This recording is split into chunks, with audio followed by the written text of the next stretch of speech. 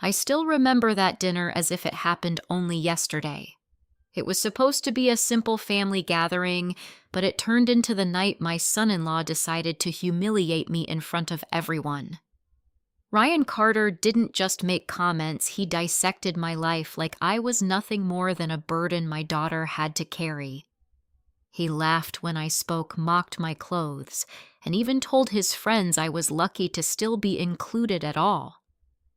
What he didn't know was that my phone had just vibrated in my purse, and the name on the screen made my hands go completely still, because that call was something Ryan Carter would never understand until it was far too late. If this story makes you feel something already, I want you to stay with me. Please like this video, subscribe, and tell me what you would have done in my place. And I'd truly love to know, where are you watching from and what time is it there right now? Your comments mean more to me than you think. The ride home that night was painfully quiet. I sat in the back of a taxi watching the city lights of Boston blur against the window like fading memories I didn't want to revisit. My hands rested in my lap, still steady, still controlled. But inside, something had shifted. Something small. Something dangerous. Ryan Carter's laughter kept replaying in my mind. Not because it hurt me in the way people would expect, but because of how easily he said it. As if I had no history, no worth, no past, beyond being the old woman my wife takes care of. When I reached my building, I didn't rush. I never rushed anymore. There was no reason to. My apartment was small, modest, almost invisible compared to the glass towers my daughter lived near, but it was mine. Quiet, stable, honest. I closed the door behind me and stood still for a moment. Silence has a way of telling the truth when people stop talking, and in that silence, I finally allowed myself to breathe out everything I had been holding at that dinner table. Not anger, not humiliation, something sharper. Recognition. Because what Ryan Carter saw tonight was exactly what I had allowed him to see. And that realization mattered more than he knew. My phone vibrated again. Emily. I stared at her name for a few seconds before answering. Mom? Her voice trembled immediately. I'm sorry. I'm really sorry about tonight. Ryan. He didn't mean it like that. I sat down slowly on my old armchair. People always say words like that when they don't know what else to offer. He was just trying to be funny. She continued quickly. He thinks you don't understand his humor. He respects you. He really does. I closed my eyes. That sentence. He respects you. It's what people say when they want peace more than truth. Emily, I said gently, did he ever ask you if I was comfortable at that table? A pause. A long one.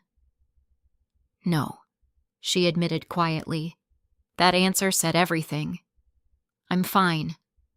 I told her anyway, because I always was.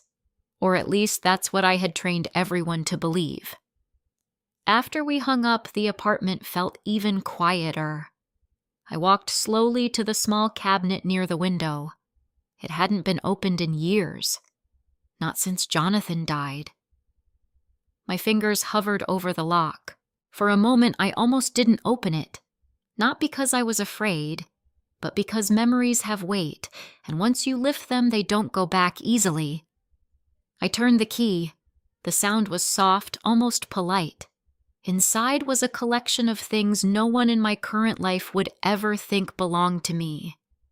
Old documents, a leather-bound folder with worn edges, and a sealed envelope marked in handwriting I hadn't seen in over a decade.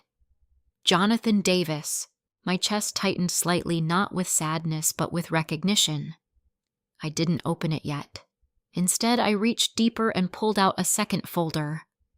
No label, just a faint embossed seal on the corner. Davis Hale Foundation. I hadn't said that name out loud in years. Not since I stepped away. Not since I chose silence over power. My fingers traced the edge of the folder slowly. There are decisions in life that don't feel like choices when you make them. They feel like survival. Emily was young then. My husband's health was failing. The world I had been part of, boards, meetings, negotiations that moved millions without raising voices, suddenly felt too sharp to hold while raising a child and watching a man I loved slowly disappear. So I walked away. Or at least, I made everyone believe I did. A soft sigh escaped me as I opened the folder. Inside were documents most people would never understand the weight of. Legal structures, signature authorizations, legacy control agreements, and then my name, Susan Davis, still listed, still valid, still recognized. My breath slowed. That was not supposed to be possible. I flipped another page. There it was again. My authorization signature still held operational authority under specific dormant clauses, clauses I had forgotten. Or maybe I had chosen not to remember. A faint sound broke my focus. The hum of my phone again. Unknown number. I didn't answer immediately. Instead, I let it ring. Once. Twice. Then I finally pressed accept. A man's voice came through, careful and formal. "Is this Susan Davis?" "Yes," I said calmly. A pause on the other end. A very noticeable pause. Then softer now, almost uncertain. "This is Marcus Hale. I don't know if you remember me." I closed my eyes for a moment. I remembered. "Very well. I remember," I said. Another pause. Then his voice changed completely. The professionalism dropped. Something like disbelief replaced it. "We thought you were gone. The system marked everything inactive years ago. There were discussions about dissolving parts of the structure after your withdrawal." I stood up slowly and walked toward the window. Outside, Boston kept moving as if nothing mattered beyond its own noise. "I didn't disappear, Marcus," I said quietly. I stepped away. Silence again. Then he spoke carefully. "That distinction matters more than you know." My grip tightened slightly on the phone. "Why are you calling me now?" I asked. A breath on the other end. And then the words that changed everything. Because someone just triggered a dormant authorization chain. And your name was the key. My eyes sharpened instantly. "Explain." Another pause. Then Marcus said, "Someone inside a connected financial structure attempted to leverage legacy tier access." And your signature responded. I turned slightly away from the window. Slowly, carefully. "Which structure?" I asked. His voice lowered. "Davis Carter Capital Alignment Network." The name hit the air like a strike. Carter. I didn't move. Not immediately, because sometimes the world doesn't reveal connections. It forces you to recognize them. "Send me everything," I said, finally. Marcus hesitated. "Are you returning, Susan?" I looked at the folder in my hands, at the signature I had forgotten, at the life I had buried. And then I thought about a dinner table where a man named Ryan Carter laughed at me like I was nothing. "I'm not returning," I said softly. A pause. Then I added, "I never actually left." And I ended the call. I didn't sleep that night. The folder stayed open on my small kitchen table as if it was waiting for me to finally admit something I had avoided for years, that I was never truly just Susan Davis. At least, not entirely. The house was quiet except for the occasional creak of old pipes and the distant sound of Boston traffic outside. But inside my mind, everything was louder than ever. Marcus Hale's words kept repeating. Your signature responded. That sentence didn't feel like history. It felt like a door unlocking. Slowly, I poured myself a cup of tea and sat down again, forcing my eyes back to the documents. Some of them were legal frameworks I had signed more than 15 years ago. Others were financial architecture agreements, structures designed not for visibility but for continuity. Systems that didn't disappear just because the people behind them stepped away. And then I saw it. A document with Jonathan's name. My husband. My chest tightened, but not with grief. With memory. Jonathan Davis was never just a businessman. People thought he was an investor, a quiet financial strategist who avoided publicity. But behind closed doors, he understood systems in a way most people never would. He believed wealth wasn't just money, it was influence, structure, and legacy control. And I had been part of that world with him.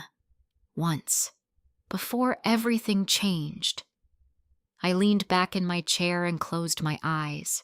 I remembered nights filled with discussions about risk models, acquisition structures, and trust networks that operated beyond traditional banking systems. We weren't reckless. We were careful. Everything was documented, layered, protected. And I was not just a participant. I was a signatory, a decision maker, a silent authority in structures that required more than just wealth, they required trust. When Jonathan became ill, everything shifted. The system didn't collapse. It paused, and I chose to step away. Not because I lost relevance, but because I lost desire to stay inside a world that suddenly felt meaningless without him. Or at least, that's what I told myself. The truth was more complicated. I didn't want Emily growing up inside that environment. I didn't want her surrounded by power games and financial negotiations that shaped people more than they shaped money.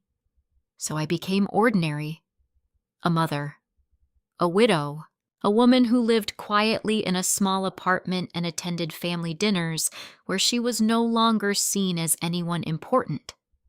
I thought I was protecting her, but now sitting in front of these documents, I wondered if I had also erased myself in the process. A sharp knock came at my memory, my phone vibrating again. This time Marcus.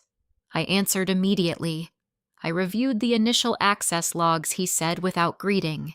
His voice was tense now. Susan, this isn't a small activation. What did you find? I asked calmly. A pause. Then, the trigger came from a subsidiary structure tied to corporate expansion financing, specifically, Davis Carter Capital Alignment Network. The name again. Carter. I stood up slowly. Explain the connection, I said. Marcus exhaled. There's a rising executive involved. Ryan Carter. He recently pushed through an aggressive restructuring proposal inside Carter Financial Group. I felt something tighten inside me. Not anger. Precision. He is your son-in-law, isn't he? Marcus asked carefully. I didn't answer immediately, because saying it out loud made it real in a way I wasn't ready for. Yes, I finally said. A silence followed. Then Marcus spoke more carefully. Susan. His access request appears to have brushed against legacy-authorized structures. Your dormant signature was one of the fallback keys. The system recognized you automatically. I walked to the window again. Outside, people were beginning their morning routines, unaware that something buried for years had just begun to move again. So what happens now? I asked. Marcus hesitated. That depends on whether you intend to remain inactive or reclaim your authority. That word again, authority. I closed my eyes briefly. I thought about last night's dinner, Ryan Carter laughing, his voice dripping with arrogance. "You're lucky we even include you." Something inside me shifted. Slowly, not rage. Clarity. "I didn't call you to reclaim anything," I said quietly. Another pause. "Then why did you call Marcus?" he asked. I looked at the folder on my table, at my name printed in ink that still carried weight in systems I had forgotten. Because forgetting something powerful doesn't make it powerless, it just makes it dormant. "I called because I needed to understand why my name is still active," I said. Marcus responded immediately, "Because some structures don't erase legacy authority without full dissolution, and that process was never completed." My breath slowed, meaning I asked. He didn't hesitate this time. "Meaning you are still legally recognized within parts of the network. Not publicly, not visibly, but internally. Your signature still holds conditional control." A long silence followed. For the first time in years, I felt something unfamiliar rising in my chest. Not fear, not nostalgia. Awareness. Outside, a car horn echoed faintly in the distance. Life continuing. Unaware. "I see," I said finally. Marcus softened his tone. "Susan, I don't know what situation you're in, but if your son-in-law is involved in any of this—" "He is," I interrupted calmly. Another silence. Then Marcus said carefully, "Then you should know.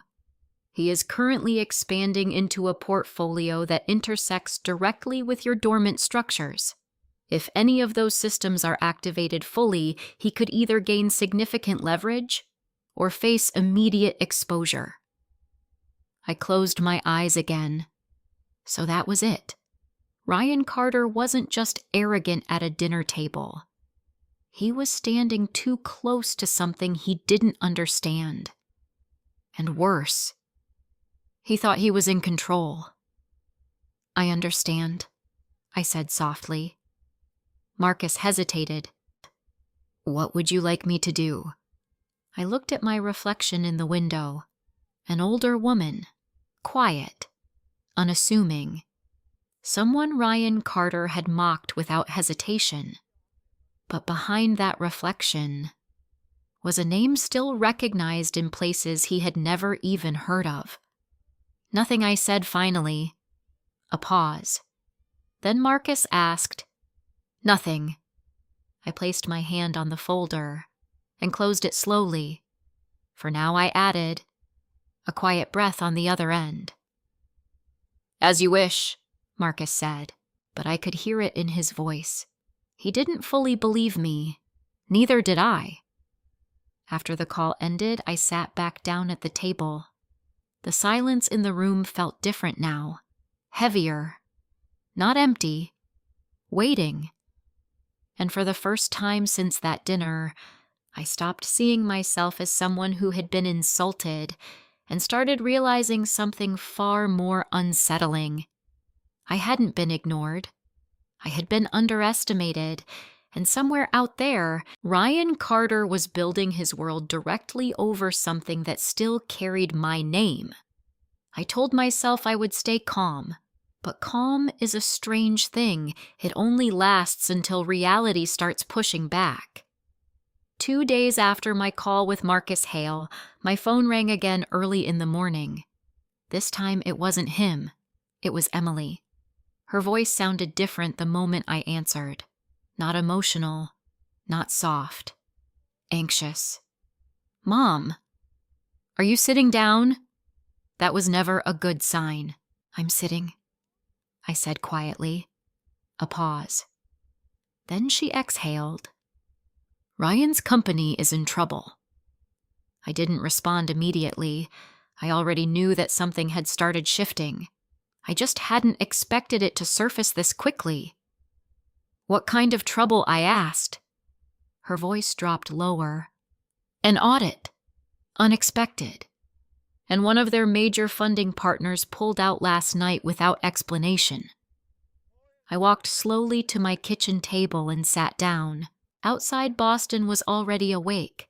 Cars moving, people rushing, life pretending everything was normal. Did Ryan say why I asked? Emily hesitated. He's furious. He thinks it's political or internal sabotage. He's been calling everyone he knows trying to figure it out. A faint sound escaped me, not laughter, not sympathy, just recognition. He mentioned something else, Emily continued carefully. He said a name came up in one of the internal system flags. My fingers tightened slightly around my phone. And what name was that, I asked. Another pause. Then she said it. Davis. Silence. Not from the world. From me. I closed my eyes slowly, so it had begun moving beyond Marcus's quiet explanation. The structure wasn't just dormant anymore. It was breathing again. Mom Emily's voice came through uncertainly. Do you know what that means? Yes, I said simply. I didn't elaborate, because anything I said now would no longer stay contained within my family. It would spread, and I wasn't ready for that conversation yet. After I hung up, I sat in silence for a long time. Then I did something I hadn't done in years. I turned on my old laptop. It took time to wake up as if it too was reluctant to revisit the past. But eventually the screen lit up. I accessed a secure archive drive I hadn't opened since Jonathan's death. There were layers of authentication, old protocols, systems that most people would assume had been decommissioned long ago. But they weren't gone, just forgotten. And forgotten things I was beginning to realize were often the most dangerous. A folder opened, then another, then a name appeared again. Ryan Carter. I stared at it. Not emotionally, analytically. His company, Carter Financial Group, was listed as a mid-tier partner in one of the expansion frameworks tied to Davis-linked legacy structures. Not direct authority, not ownership. Exposure. That was the word Marcus should have used more clearly. Ryan wasn't inside the system. He was brushing against it. And that was enough to trigger attention. I leaned back slowly in my chair. It wasn't supposed to be like this. I had stepped away precisely to avoid situations where my past could collide with my family's present. Yet here it was, colliding anyway. A memory surfaced. Ryan at dinner, smirking, leaning back in his chair like he owned every conversation in the room. You should be grateful my wife still supports you. The words didn't hurt now. They simply aligned with what I was seeing. Ignorance dressed as confidence. The most dangerous kind. My phone buzzed again. Marcus, I answered immediately. I assume you've seen it, he said. Yes, I replied. A pause. Then he continued carefully. The audit isn't random. It's structured. Someone initiated a compliance chain reaction inside a connected portfolio. That portfolio includes Ryan Carter's firm. I stood up. Who initiated it? I asked. Marcus hesitated. That's what's unusual, he said. It doesn't trace to a single individual. It traces to a dormant authority activation. I felt my breath slow slightly. My signature, I said quietly. Yes, Marcus confirmed. Indirectly. The system is responding to historical authorization alignment. I walked toward the window again. Outside, the world kept moving like nothing was happening, but inside my mind, something sharper was forming. So this isn't an attack, I said slowly. It's a reaction. Exactly, Marcus replied, and reactions don't stop until the original trigger is resolved. A long silence followed. Then he added something more carefully. Susan. Ryan Carter's firm is now officially flagged for deep review. If this continues, he could lose key partnerships. I didn't answer immediately, not because I didn't understand, but because I did. Too clearly. For the first time since that dinner, I felt something unfamiliar again. Not anger, not satisfaction, control. But it was not the kind Ryan would ever recognize. It was quiet, structural, invisible. I didn't ask for this, I said softly. I know, Marcus replied. Another pause. Then he added, but the system doesn't distinguish intention from activation. That sentence stayed with me long after the call ended, because it meant something simple. I didn't need to act aggressively. I didn't need to confront anyone. I didn't even need to speak. The past was already responding on its own.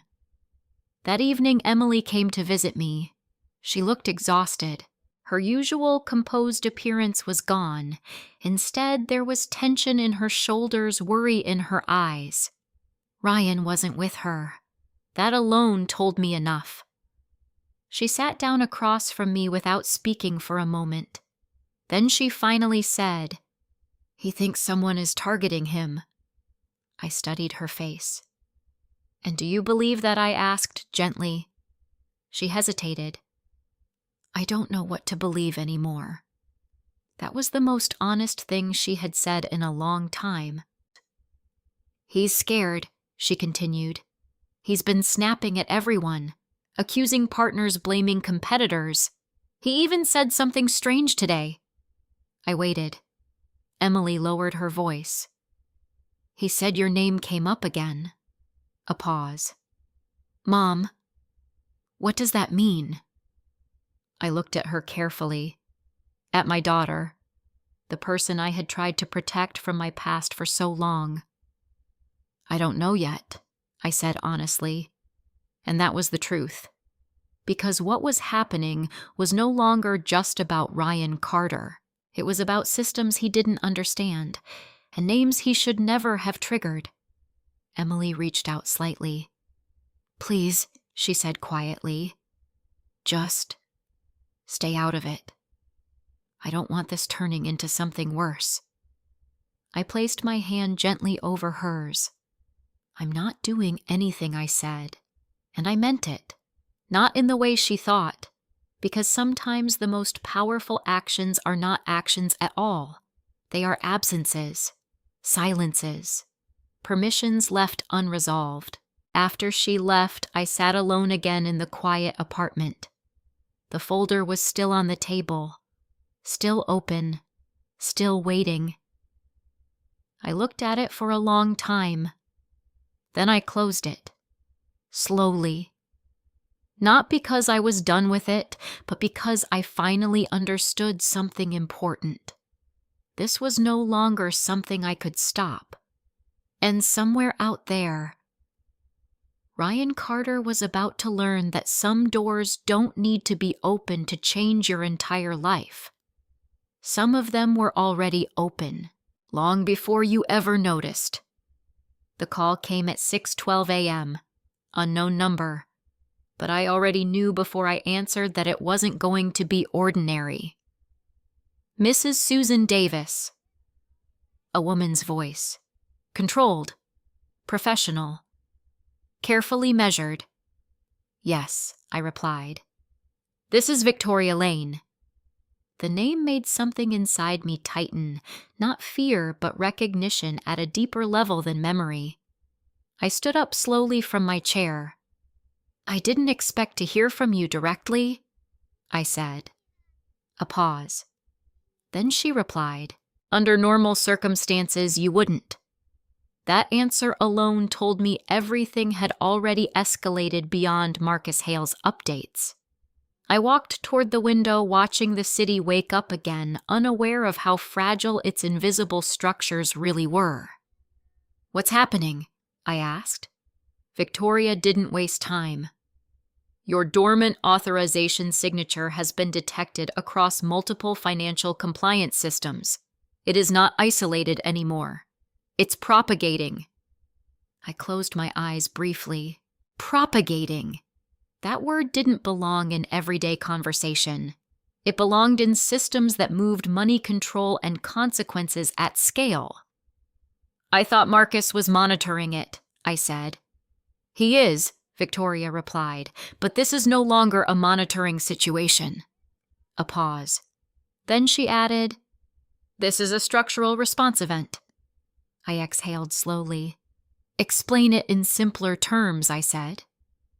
Her tone softened slightly. Someone your son-in-law has triggered a chain reaction across legacy-linked financial frameworks that still recognize your authority markers. I turned away from the window. Ryan Carter, I said quietly. Yes, she confirmed. A silence followed. Then she continued, Mrs. Davis. Your name is appearing in audit triggers compliance overrides and dormant approval layers across 3 interconnected portfolios. None of this is public, but internally, systems are aligning around your signature as a reference authority. I felt a strange stillness settle inside me. Not panic, not excitement. Awareness. And what does that mean for him? I asked. Victoria hesitated. For now, disruption, increasing scrutiny, loss of confidence from partners. She paused again, then added more carefully, but if this continues, it will escalate into full exposure of Carter Financial Group's structural dependencies. I sat down slowly, not because I was weak, but because I was beginning to understand scale. Ryan had mocked me at a dinner table like I was invisible, and yet without knowing it, he had stepped directly into a system that still carried my name like a living credential. I didn't initiate any of this, I said again. I know Victoria replied immediately, but then she added something that stayed with me longer than anything else she had said. Intent is irrelevant once legacy systems are activated. They only respond to structure. Structure. That word again. After the call ended, I didn't move for a long time. My kitchen felt different now, smaller somehow. Not physically, but in comparison to what I was beginning to see. The world had always been larger than what my family understood. I just hadn't let them see that part of it. My phone rang again before noon. Emily. I answered immediately. Mom, she said, her voice shaking slightly. Ryan hasn't slept. I didn't respond. He's been in meetings all morning. She continued. People are pulling back. His team is panicking. He keeps saying this is impossible, like someone is manipulating the system against him. A pause. Then her voice dropped. He said something else. I waited. He said your name again, but this time he didn't sound confident when he said it. I closed my eyes briefly, so it had reached him differently now, not as a joke, not as a dismissal, as uncertainty. And what did you say? I asked gently. I didn't say anything, she admitted. I just listened. That was new. Emily had always defended him instinctively. Now she was observing. That's good, I said softly. A long pause. Then she asked the question she had been circling for days. Mom, do you have something to do with this? There it was, the point where innocence meets suspicion. I could have denied it more strongly. I could have reassured her again, but I chose something different. I am not doing anything to him, I said carefully. A pause, but she pressed. I looked at the folder still sitting on my table. Closed now, but not gone. But my name is part of systems he is currently standing too close to, I said. Silence. Emily exhaled slowly. That doesn't make sense, she said. I know, I replied honestly, because it didn't. Not to someone outside that world. But to those who understood legacy financial frameworks, dormant authority structures, and conditional activation systems, it made perfect sense. After we hung up, I made tea again. Old habit. Something grounding, but my hands weren't as steady as they used to be. Not from fear, from realization. Ryan Carter wasn't just dealing with market volatility or corporate risk. He was inside a reaction chain tied to something he had never seen. And the worst part? He believed it was targeting him personally, which meant he would act emotionally, predictably, and that would make everything worse. Evening came slower that day. When the doorbell rang, I already knew who it was. Ryan. I opened the door calmly. He stood there in a tailored suit that looked slightly wrinkled now, like he hadn't slept properly in days. His eyes were sharp, but not confident anymore. "Emily isn't answering my calls," he said immediately. I didn't respond. He stepped inside without waiting for permission. That told me more than his words. Control was slipping. "I don't know what kind of game this is," he said, turning to face me, "but someone is interfering with my company." I closed the door slowly. "I don't play games, Ryan," I said quietly. He gave a short, humorless laugh. "Right. Of course.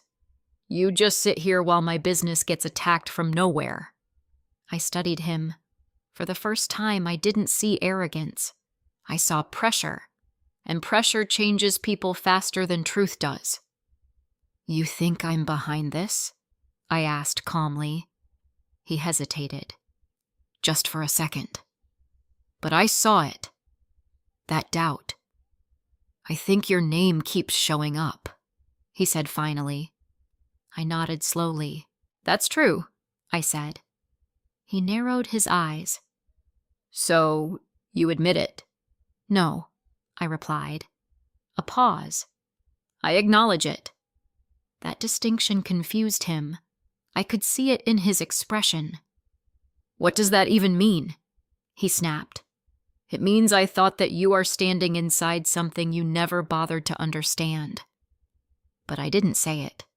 Instead, I simply asked Ryan, "When you mocked me at dinner, what exactly did you think I was?" His jaw tightened. "An old woman who depends on her daughter," he said bluntly. The honesty was almost impressive. Almost. I nodded slowly. And now I asked. A pause. His confidence flickered. "Now, I think someone is using your name to manipulate systems I don't fully understand," he admitted reluctantly. There it was. The shift. From arrogance to uncertainty. From certainty to fear. And fear spreads faster than power ever does. I stepped slightly aside. Then maybe I said calmly, "You should be more careful about what you mock in people you don't understand." His eyes hardened again, but something beneath it cracked slightly. Not anger. Recognition that something was off balance. Something he couldn't fix by shouting. "I just want it to stop," he said quietly. For the first time, he didn't sound like a man in control. He sounded like someone trying not to fall further. I looked at him for a long moment. Then I said something simple. "Then stop touching things you don't understand." He didn't respond. Because deep down, I think he already knew. This wasn't starting with me, but it was no longer something he could walk away from. Ryan didn't leave immediately after that. He stood in my living room like the air itself had changed weight. The confidence he carried into my apartment earlier was gone now, replaced by something tighter, more restless. He kept checking his phone as if answers might suddenly appear there if he stared long enough. "I don't understand this," he finally said. "My CFO says it's coming from compliance layers I don't even have direct access to. That's impossible." I sat down calmly in my chair. "It's not impossible," I said softly. "It's just unfamiliar to you." He looked at me sharply. That's not helpful. I didn't respond, because it wasn't meant to be helpful. It was meant to be true. A long silence stretched between us. For the first time since I had known Ryan Carter, he wasn't performing confidence. He wasn't laughing. He wasn't mocking. He was listening, uneasy, disconnected from the certainty he depended on. Finally, he spoke again. Emily thinks I'm losing control, he muttered. That's because you are, I replied simply. His head snapped toward me. I'm not here to be insulted, he said sharply. I studied him for a moment. No, I said quietly. You came here because you thought I was the easiest explanation for something you don't understand. That hit him differently. I could see it. Not anger this time. Recognition. And that was more dangerous than anger, because recognition means the illusion is starting to break. Before he could respond, my phone vibrated on the table. Marcus Hale. Ryan noticed immediately. That him? He asked. I didn't hide it. Yes, I said. I answered. Marcus's voice was immediate, urgent, but controlled. Susan, things are accelerating faster than expected. I stood up slowly. Explain. There was a pause. Then, the system is no longer just reacting to dormant signature detection. It's now cross-referencing active financial exposure. Carter Financial Group is being pulled into a multi-layer compliance cascade. I glanced at Ryan. He was watching me now. Listening. Marcus continued. Several partners have already initiated protective withdrawal clauses. 2 external funds froze exposure overnight. I closed my eyes briefly. So it's spreading, I said. Yes, Marcus confirmed. And there's something else. My grip tightened slightly. What? A pause. Then his voice lowered. Your signature is now listed as a secondary authority trigger in an internal escalation protocol. I went still. That was not supposed to happen. That protocol only activated under rare structural conflict conditions. I looked down at the table, at my hands. Then I asked quietly, who initiated the escalation? Marcus hesitated longer this time. I can't trace a single source, he said. But all alignment paths point back to Carter Financial Group's internal restructuring engine. I closed my eyes again. Ryan. Without knowing it, he had pushed too deeply into systems that still recognized legacy architecture, and those systems didn't care about intent, only structure. I understand, I said, finally. Marcus lowered his voice. Susan, if this continues, your name will no longer remain dormant. It will become active across multiple financial oversight channels. Public exposure could follow. I opened my eyes slowly and looked at Ryan. He was still standing there, but now he looked smaller. Not physically, emotionally. He had heard enough to understand something was happening beyond him, but not enough to understand what. I'll call you back, I said to Marcus. I ended the call. Silence returned. Ryan spoke first. What did he say? I didn't answer immediately, because the truth would not comfort him, and comfort was no longer relevant. Instead, I asked Ryan, what exactly did you do at your company before all this started? He frowned. What does that matter? It matters, I said calmly, because systems don't react without cause. He hesitated, then answered. I approved a restructuring expansion, he said. We were integrating legacy asset pathways from older investment frameworks. It was just optimization. My chest tightened slightly. Optimization. That word meant nothing to him, but everything to me. Show me, I said. He hesitated again. No, he said immediately. That was the first smart decision he had made in days, but also the most dangerous. Because refusal doesn't stop systems from unfolding. It only removes your awareness from the process. You don't have to show me, I said quietly, but you should understand something. He narrowed his eyes. What I looked at him directly. You didn't just expand your company, I said. You touched frameworks that still carry legal and structural memory. He scoffed. That sounds like nonsense. I didn't react, because disbelief is predictable at this stage, and predictable people make predictable mistakes. Then explain this, he said, frustration creeping back into his voice. Why is my entire executive board suddenly questioning my decisions? Why are partners backing out?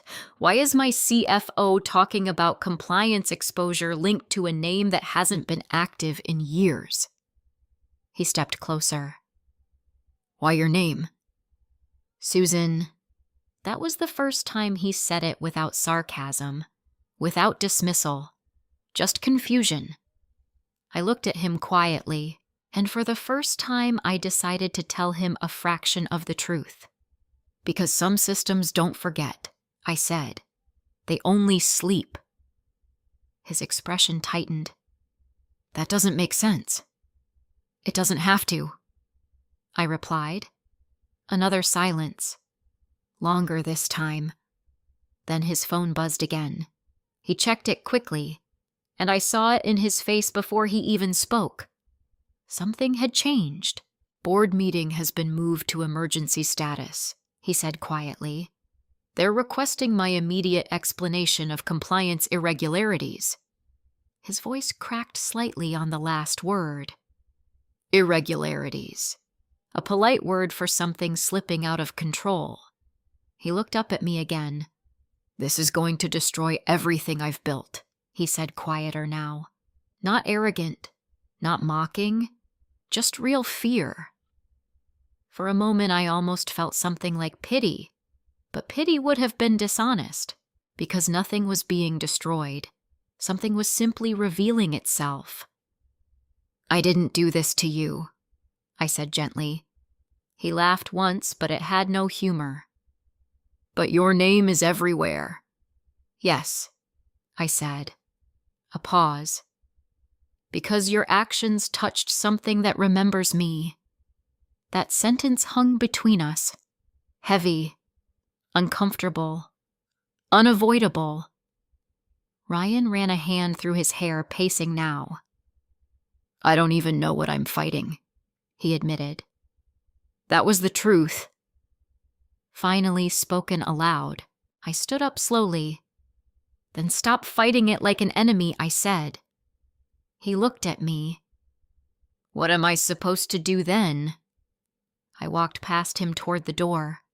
Learn what you stepped into, I said calmly. Before it decides for you. Bye-you. I opened the door. He didn't move at first. Then he turned back toward me one last time. This isn't over, he said, but without conviction. I nodded slightly. No, I agreed. It isn't. And as he walked out into the cold Boston air, I realized something quietly unsettling. This was no longer about humiliation at a dinner table. It was about a system waking up, and a man who had no idea he was standing inside its memory. After Ryan left my apartment, the silence didn't feel like relief. It felt like anticipation. The kind of silence that comes right before something collapses. I sat back down slowly, staring at the closed door for a long time. Not because I was thinking about Ryan himself, but because I was thinking about what he had just stepped into without realizing it. A system that remembers. That phrase kept repeating in my mind, not as fear, but as consequence. My phone rang again before noon. Emily. Her name on the screen felt heavier now than it used to. Mom, she said immediately. "Ryan hasn't been home since last night." I stayed quiet. "He's been at the office," she continued. "Everyone's saying things are getting worse. Another partner withdrew this morning. The board is calling emergency sessions every few hours." Her voice trembled slightly. "I've never seen him like this." I walked to the window. Outside, Boston looked unchanged. That was always the strange part. When something major shifts in hidden systems, the visible world rarely reacts immediately. It takes time. Sometimes too much time. "Emily," I said gently, "what does Ryan think is happening?" She hesitated. "He thinks someone is targeting him personally now. Like it's sabotage. He keeps saying your name keeps appearing in system alerts, but no one can explain why." A pause. Then softer. "He asked me if you've ever been involved in something like this before." I closed my eyes briefly, so now he was asking questions instead of assuming answers. That was progress, but not safety. "No," I said simply, not because it wasn't true, but because the truth was more complicated than what she needed right now. After the call, I didn't move for a while.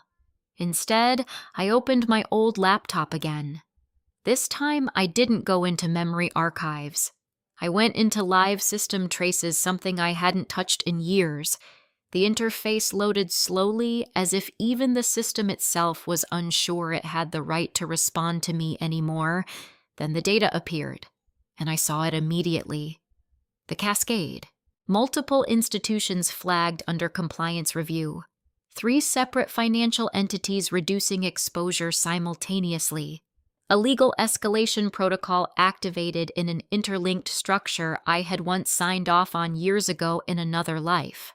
And at the center of it all, a trigger signature. Davis. Not fully activated, but no longer dormant either. My breath slowed. This was no longer just Ryan's company reacting. This was system-wide alignment. And systems like this didn't move randomly. They followed structure. I leaned back in my chair slowly. "So it's already spreading," I whispered. My phone rang again. "Marcus Hale."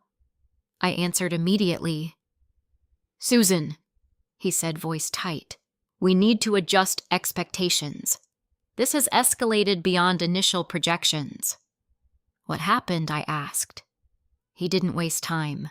"Your signature is now listed in active compliance routing tables across multiple financial institutions tied to Carter's restructuring network." I closed my eyes. "So, I'm visible," I said quietly. "Not publicly," Marcus corrected. "But internally, yes. Your name is now a live conditional trigger in several systems. That meant one thing.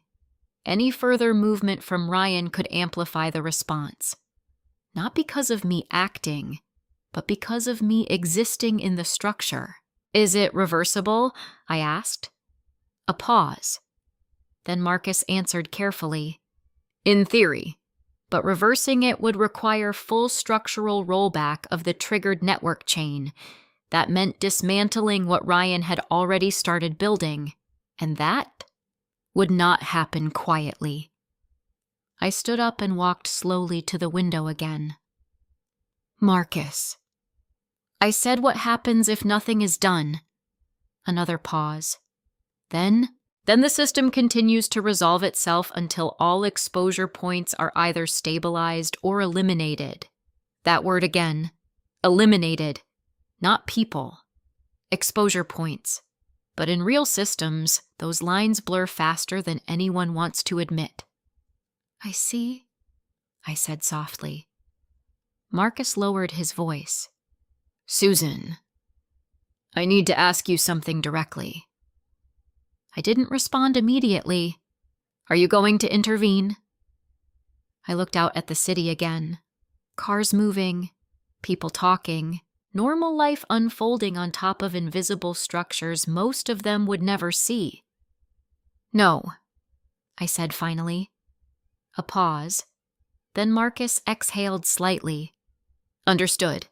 But before he could hang up, I added, I'm not intervening because I don't need to. Silence. Then Marcus asked carefully, What do you mean? I turned slightly away from the window. Because I didn't start this reaction, I said, and I'm not the one guiding it. A longer pause this time. Then Marcus spoke slower. Then who is? I didn't answer, because I didn't know for certain anymore. But I had a suspicion, and that suspicion had a name. Ryan Carter. Not as a villain, not as a mastermind, but as a man who had unknowingly stepped into a framework that responded to him more than he controlled it. After the call ended, I made tea again. It had become a habit I didn't question anymore, a grounding ritual. But my hands weren't steady, not from fear, from recognition, because I was starting to see the pattern forming clearly now. Every action Ryan took inside his company didn't just affect his business. It interacted with dormant structures tied to my past signature authority. And those structures didn't react emotionally. They executed logic. Cold. Precise. Unforgiving. That evening, Emily came again. But this time she didn't sit down immediately. She stood in the doorway for a moment looking exhausted.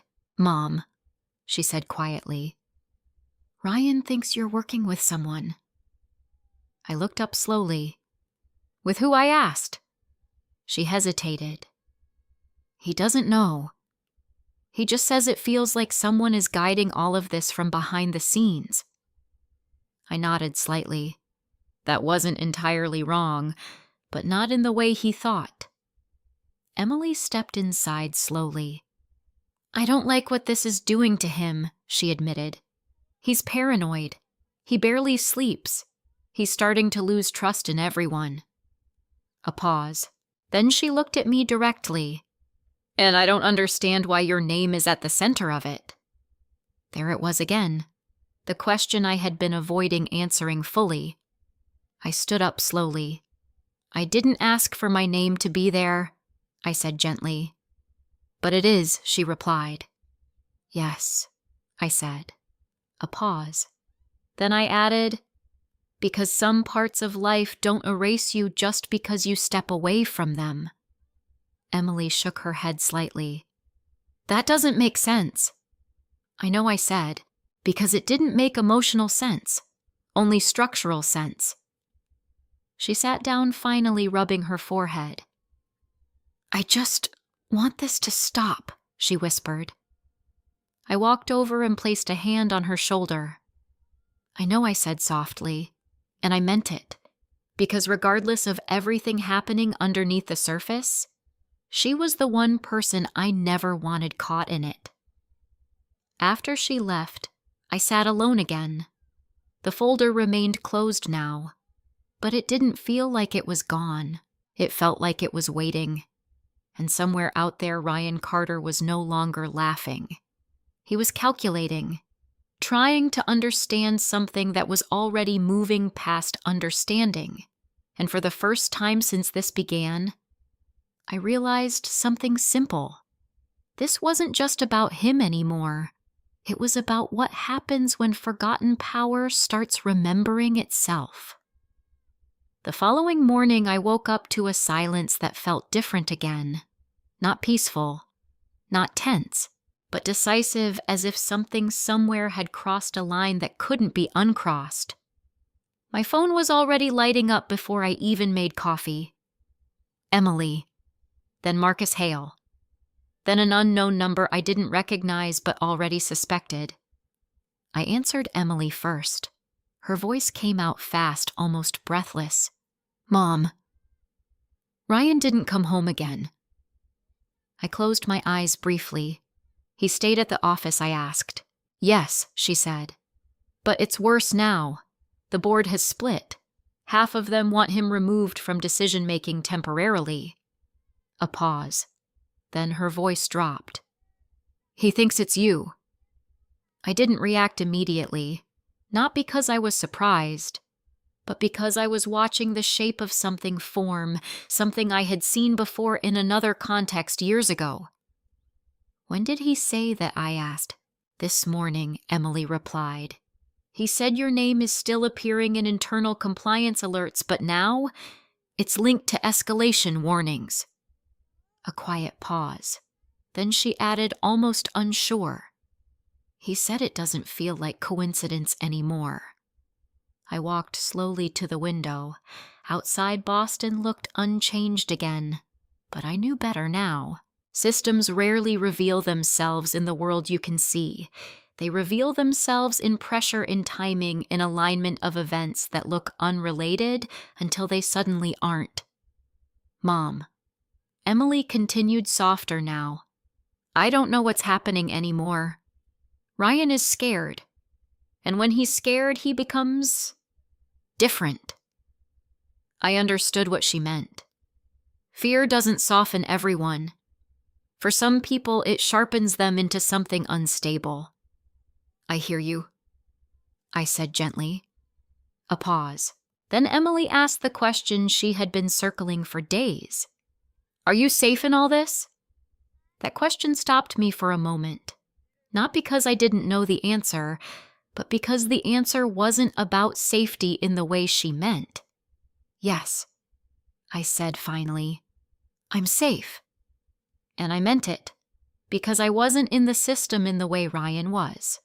I was in its memory. There is a difference. After the call, I didn't sit down. I stayed standing in the kitchen looking at the same table where everything had begun to shift. Then Marcus called. I answered immediately.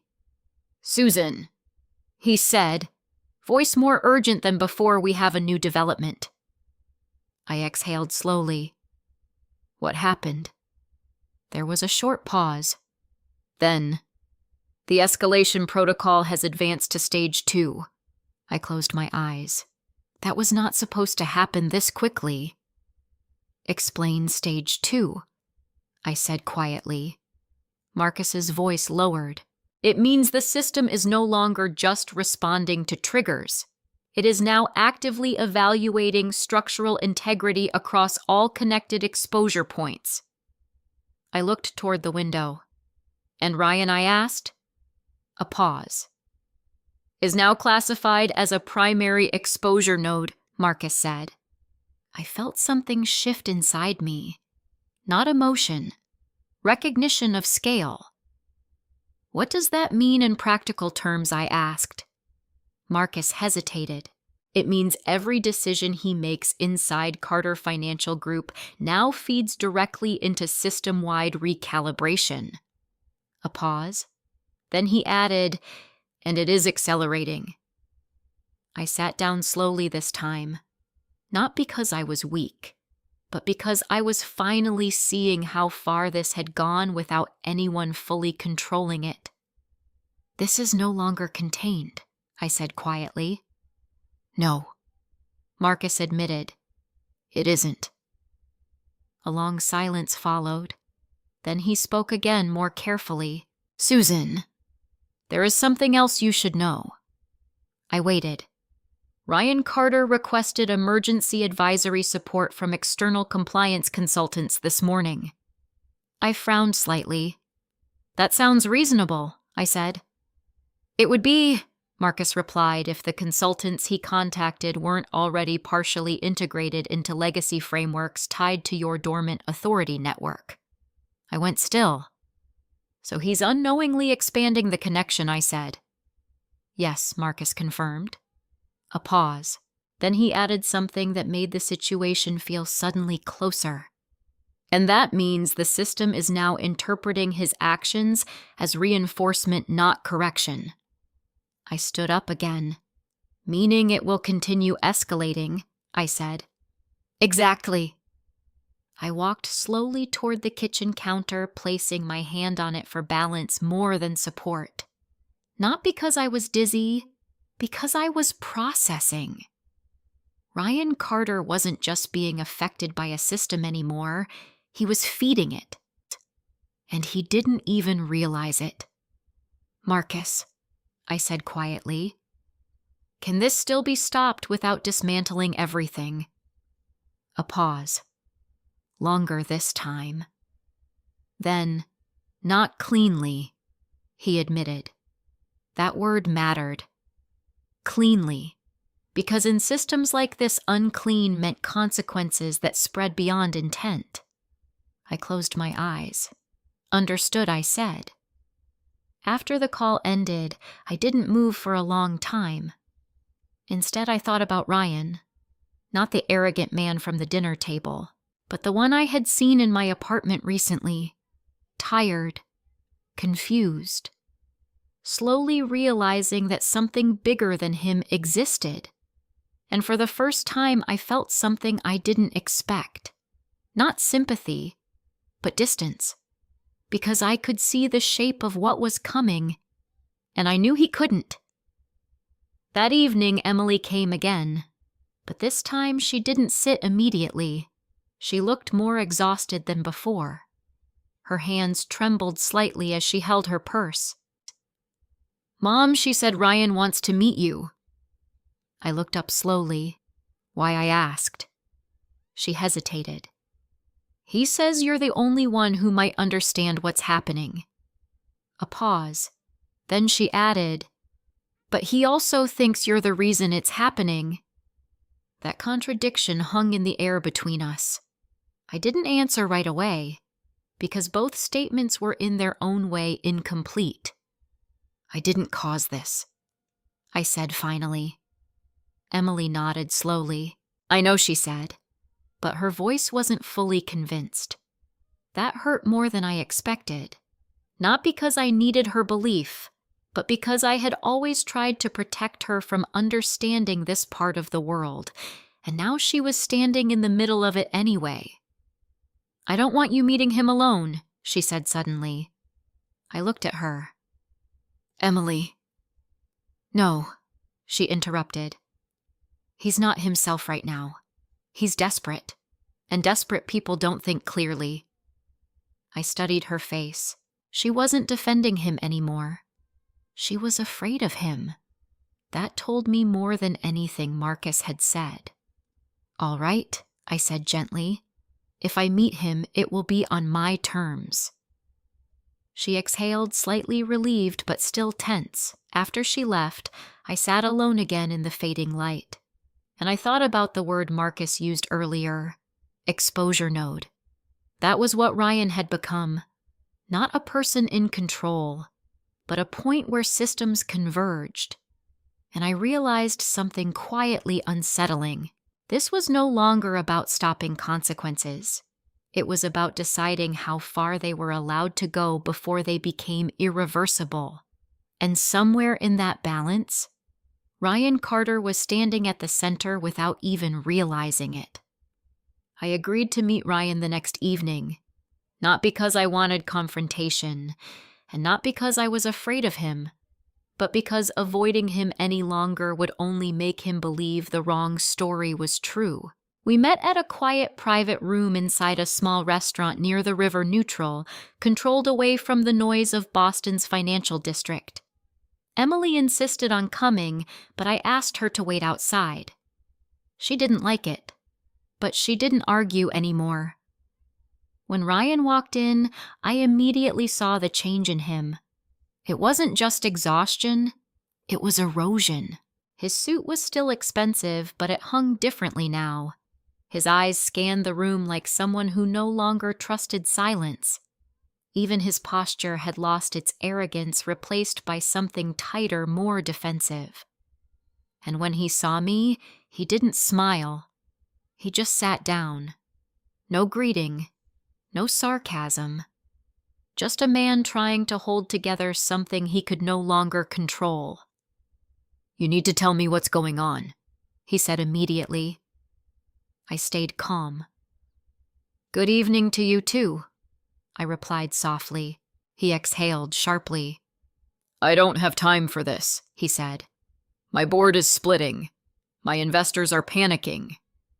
2 major partners froze everything this morning." A pause. Then his voice lowered. And your name keeps showing up again.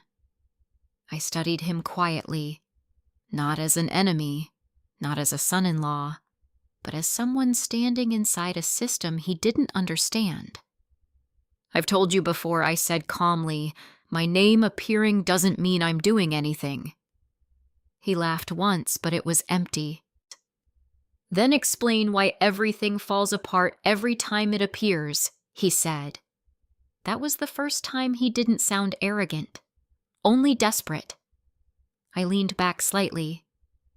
Ryan, I said gently, what exactly do you believe is happening right now? He stared at me. I believe someone is targeting my company through legacy compliance systems I can't fully trace, he said. A pause. Then he added, and I believe you are connected to it.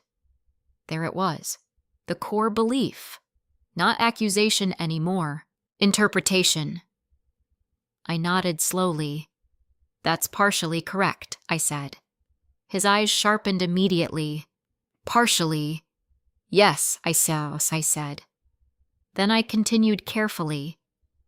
My name is connected to systems you've been interacting with. He leaned forward slightly. Finally, he said, so you admit it. I raised my hand slightly. No, I corrected. I said connected, not responsible. That distinction clearly frustrated him.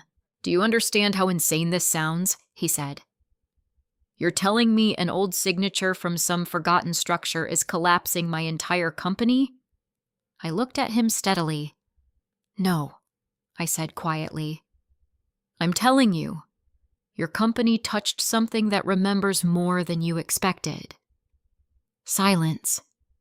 That sentence landed differently. I could see it. For the first time, he didn't immediately reject it. He processed it. That was new. I didn't do anything illegal, he said, finally quieter now. I didn't say you did, I replied. Another pause. Then his voice cracked slightly. Then why is this happening to me? That was the first honest question he had asked since this began. Not blame, not accusation, just confusion trying to find structure. I folded my hands gently. Because systems don't respond to morality, I said.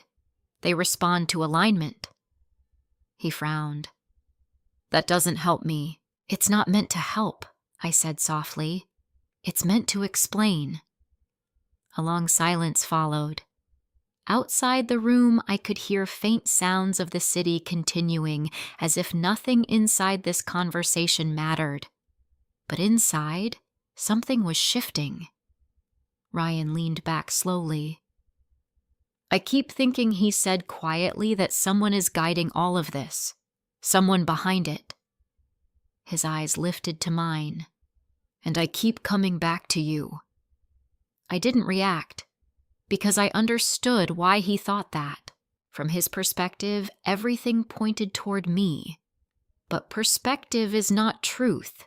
It is just limited visibility. I'm not guiding anything I said. He studied me for a long moment. Then he asked something different. Then what are you? That question surprised me. Not because it was new, but because it finally moved away from blame.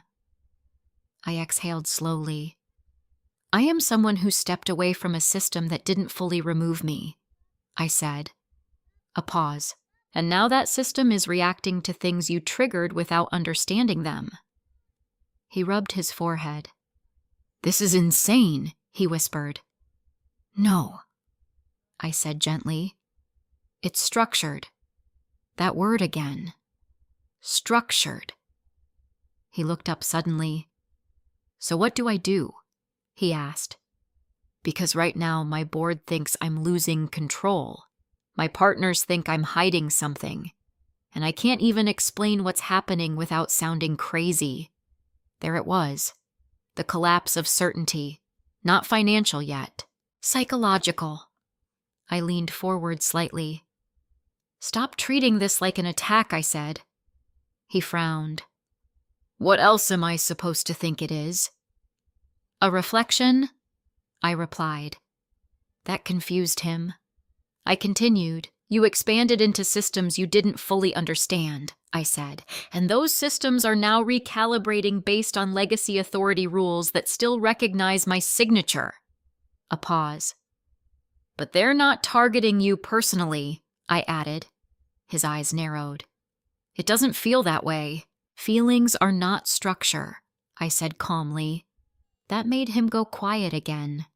For the first time, he wasn't arguing. He was listening. And that was more dangerous than resistance, because understanding changes behavior. I need this to stop, he said again, but weaker now. I looked at him for a long moment. Then I said something that made him go still. It already has a direction, I said. He froze. What does that mean? He asked slowly.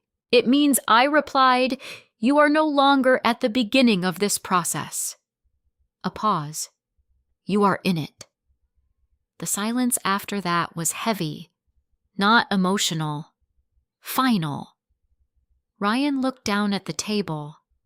For the first time since I had met him, he didn't have a response ready. Not sarcasm, not confidence, nothing. I didn't mean for any of this, he said quietly. I nodded. I believe you, I said. That surprised him. His eyes lifted slightly. But meaning is not what the system reacts to, I added. He exhaled shakily. So what happens now? He asked. I paused before answering, because this was the truth he had been avoiding. Now I said gently, the system completes its alignment. He swallowed hard. And me? He asked. I looked at him calmly. That depends on how much resistance you choose to create against something you can't see clearly yet. That was the moment everything shifted. Not because something new happened, but because he finally understood that nothing he had been doing so far mattered anymore. Not control, not denial, not confidence. He stood slowly. I need to fix this, he said quietly. I didn't stop him, because I already knew. He couldn't fix it, not in the way he meant. As he walked toward the door, he stopped for a moment without turning back. Do you think I'm responsible? He asked. I answered honestly. No, I said. A pause. But you are involved. And when he left, I realized something quietly unsettling again. He was no longer mocking me. He was no longer laughing. He was beginning to understand that some systems don't punish. They reveal. The morning after my meeting with Ryan, I expected silence. Instead, everything accelerated. My phone didn't stop ringing. Emily called first, her voice tight with panic. Mom. Ryan didn't sleep again. He's been at the office since 4 a.m. The entire board is in emergency sessions. They're talking about removing him as acting head of restructuring. I stood by the kitchen counter staring at the untouched coffee. And what is he saying? I asked. A pause. Then Emily answered quietly. He keeps saying your name is appearing again, but now it's attached to official compliance enforcement notices. I closed my eyes. So the system had moved from internal alignment to enforcement visibility. That was a dangerous transition.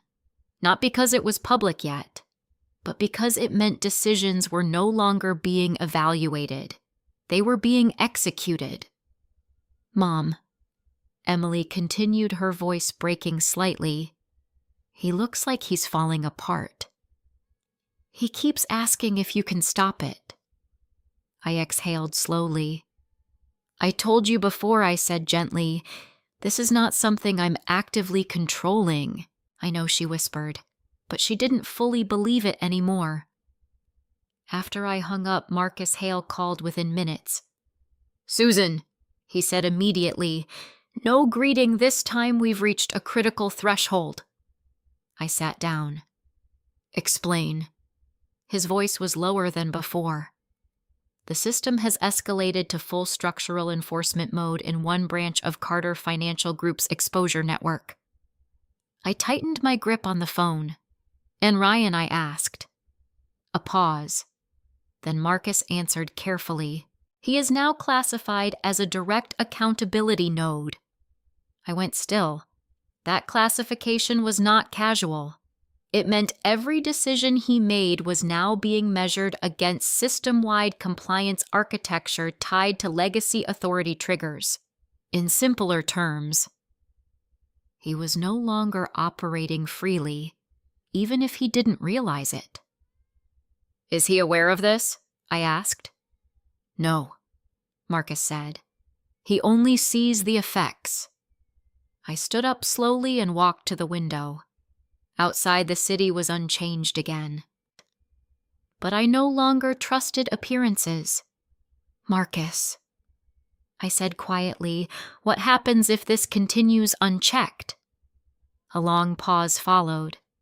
"Then it will escalate until either structural correction occurs or full institutional containment is triggered." That word again. Containment. I closed my eyes, meaning I asked. Marcus didn't hesitate this time. Meaning Carter Financial Group will either stabilize under forced restructuring or lose operational independence entirely. Silence filled the line. Then he added something softer. "And Ryan Carter will not be able to control which outcome occurs." After the call ended, I stayed by the window for a long time. I was no longer watching the city. I was watching the invisible layer beneath it. Systems reacting, structures aligning, a chain of consequences I had not intended but could no longer ignore. By midday, Emily arrived without calling first. Her face was pale. She looked like she hadn't slept. "Mom," she said immediately they suspended Ryan. I blinked slowly. "Suspended?" I asked. She nodded. "Temporary removal from all restructuring authority. The board said it's for compliance stabilization." A pause. Then her voice dropped.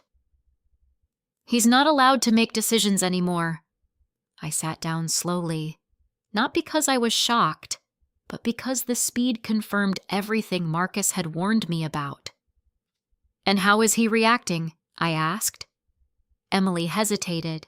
"He's not okay," she said quietly.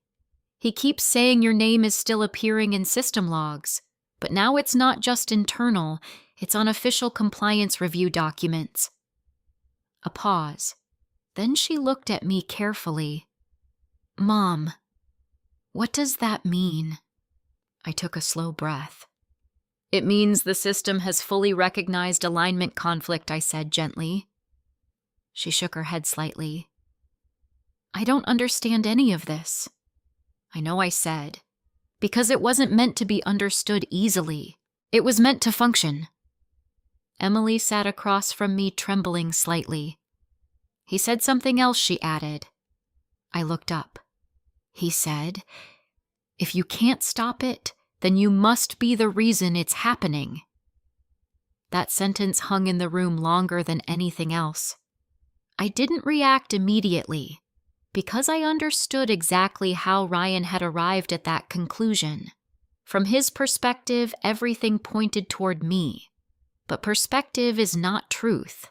It is just limited visibility shaped by fear. "I am not the reason this is happening," I said calmly. Emily nodded quickly. "I believe you," she said, but her voice was fragile. After she left again, I sat alone in silence. But the silence didn't last long. Marcus called again. This time his tone was different. "Susan," There's something you need to see. I'm listening, I said. A pause. Then he spoke carefully. Internal audit logs show that Ryan Carter attempted to override compliance restrictions this morning. I frowned slightly. That's not possible, I said. It is, Marcus replied. But it triggered immediate escalation protocols. I closed my eyes. He had tried to fight the system. Directly. Without understanding it. That explained the acceleration. And now I asked. Marcus exhaled.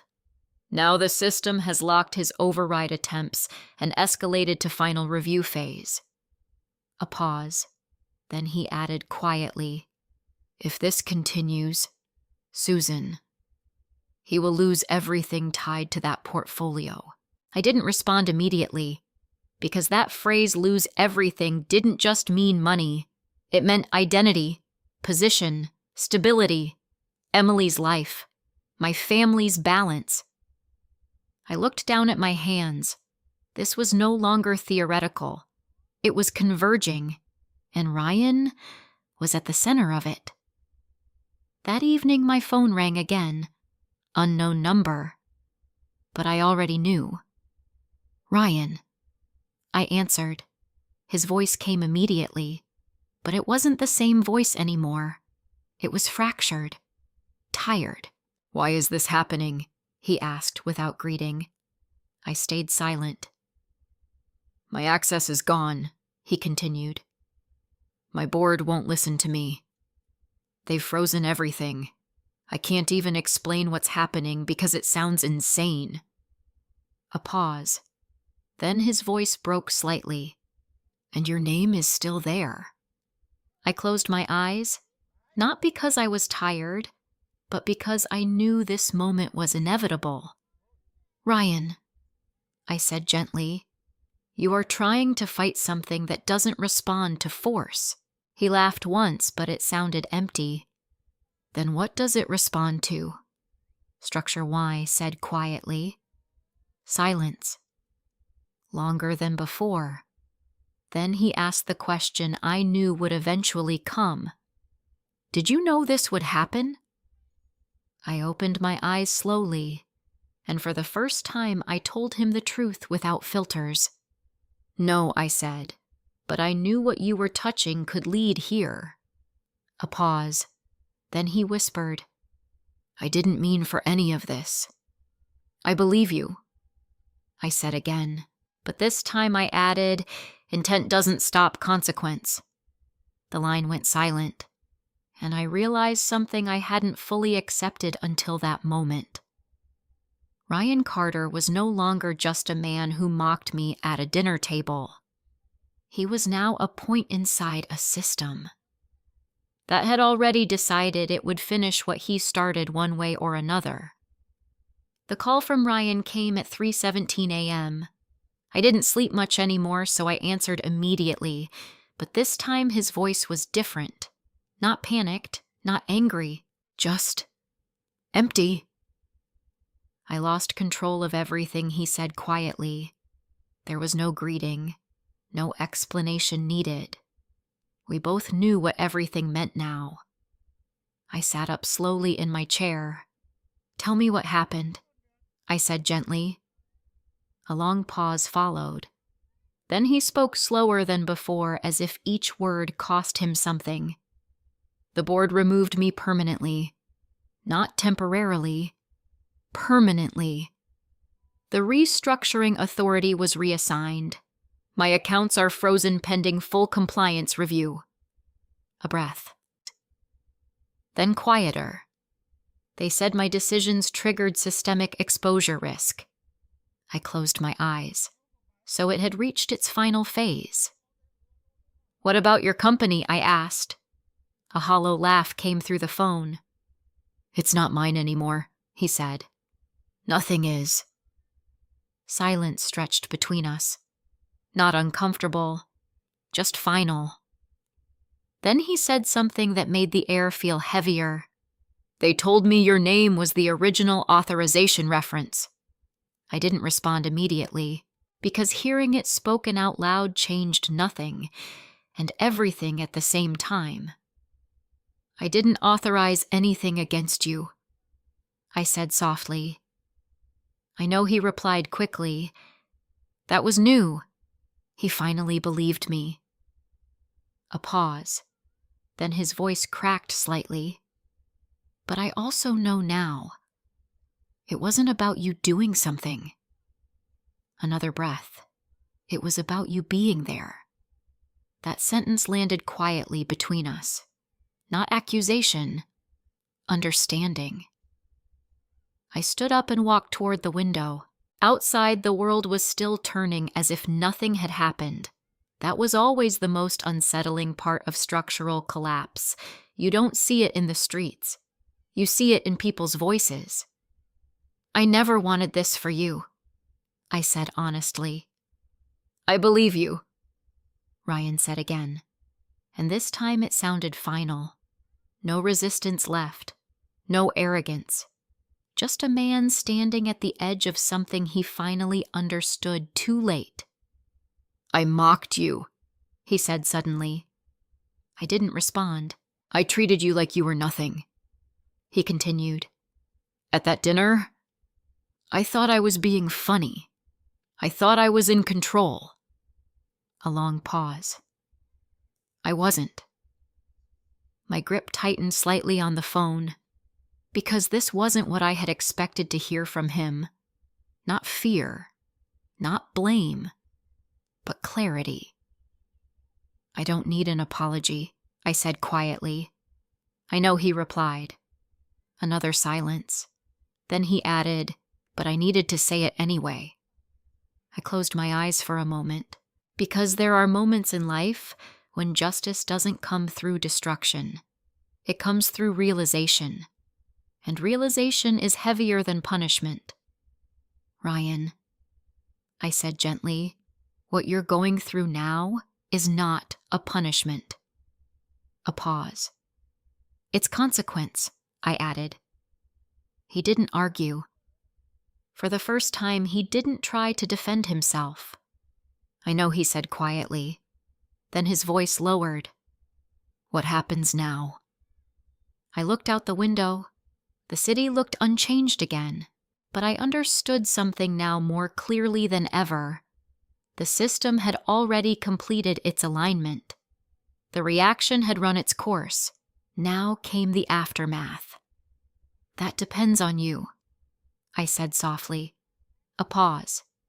Then he asked, "What does that mean?" "It means," I replied, "you are no longer inside escalation." Another breath. "You are inside resolution." Silence. Long, heavy, different.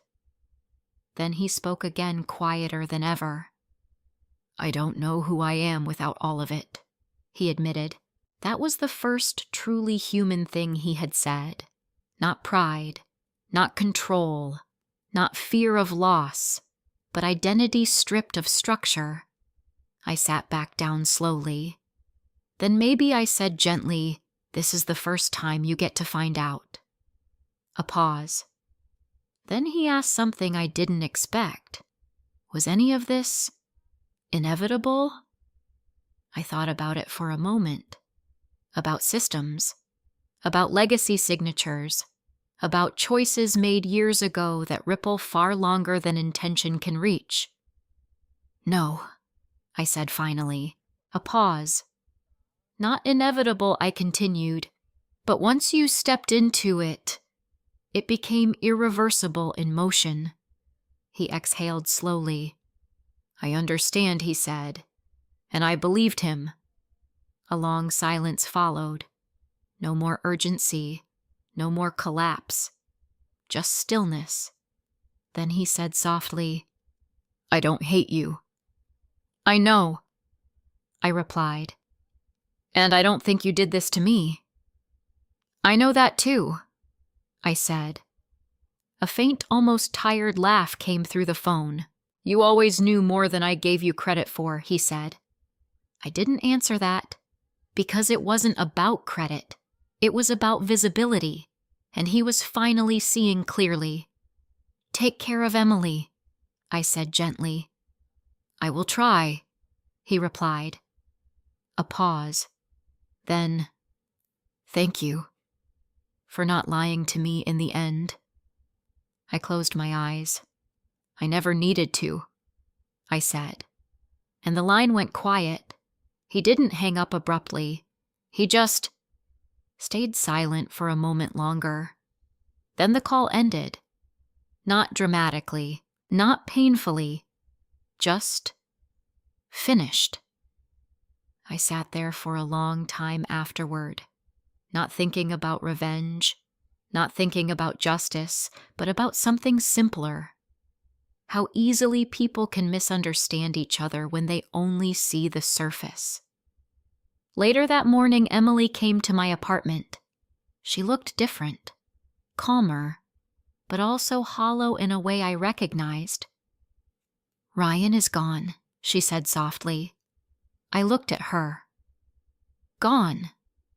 I asked. She nodded. "He resigned everything.